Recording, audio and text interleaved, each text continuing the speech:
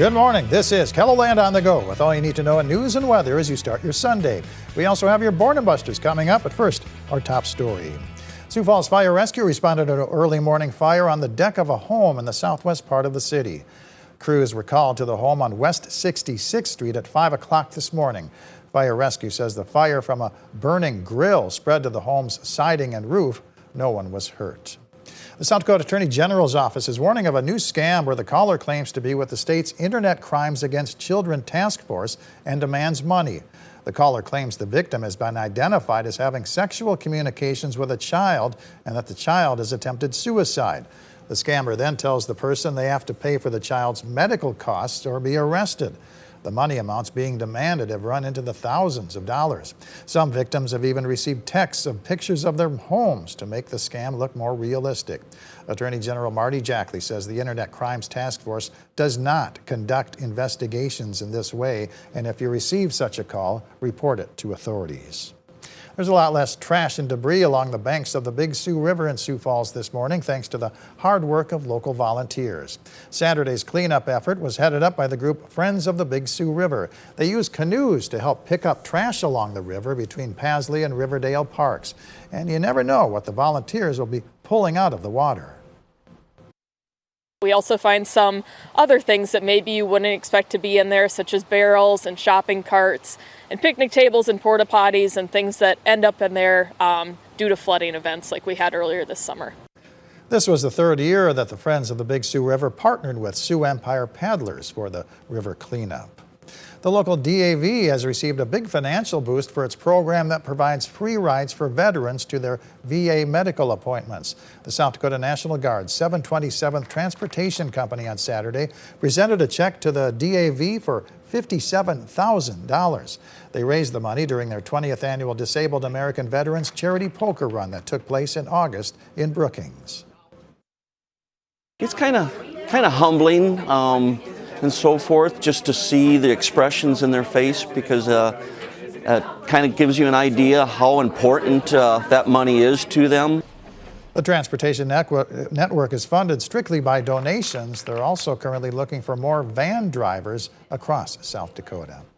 Let's take our first look at the forecast now. Meteorologist Adam Rutt in the Storm Center. Good morning, Adam. Good morning, Perry, and good morning, everybody. It is a rather nice start to the day out there. Seasonable in many locations with temperatures in the 40s, like here in Sioux Falls, for example. There's Falls Park, 49 at the airport with a north wind at 15 miles per hour. Yes, a little breezy, but that wind will back off as we head through the afternoon.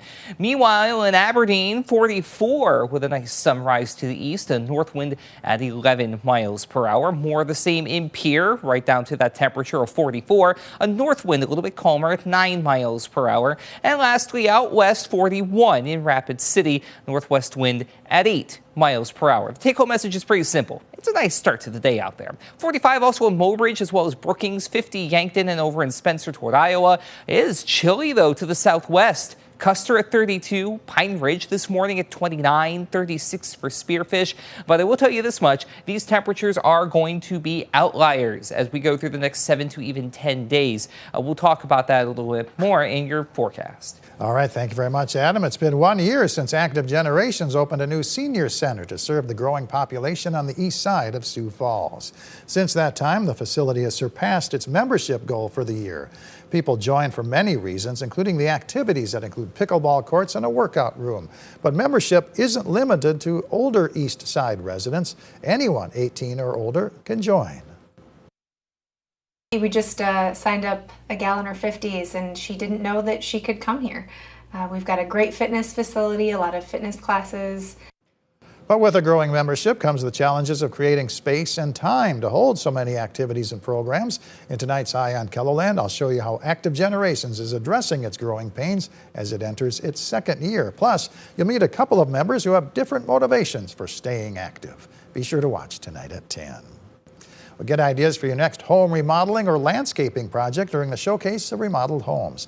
10 projects in the Sioux Falls area are available for the public to see from noon to 5 p.m. A $5 punch card gets you into all of the homes.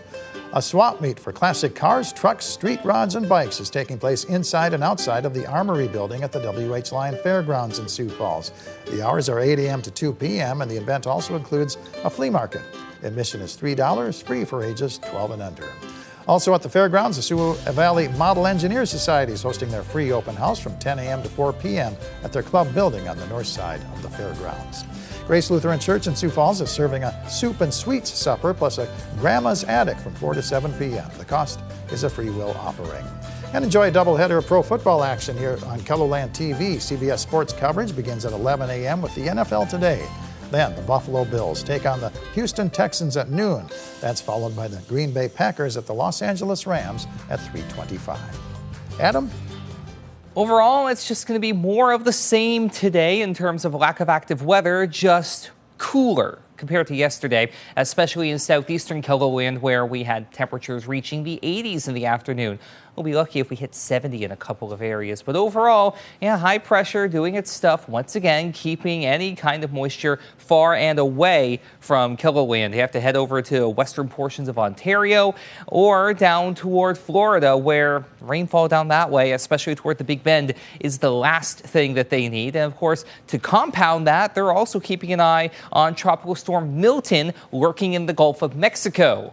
So we have a couple of things to watch, just not here. We'll still keep an eye on them all the same. Anybody with interests down toward the Florida Panhandle, including the Tampa-St. Pete area, will want to keep an eye out for updates over the next couple of days. Closer to home, really nothing.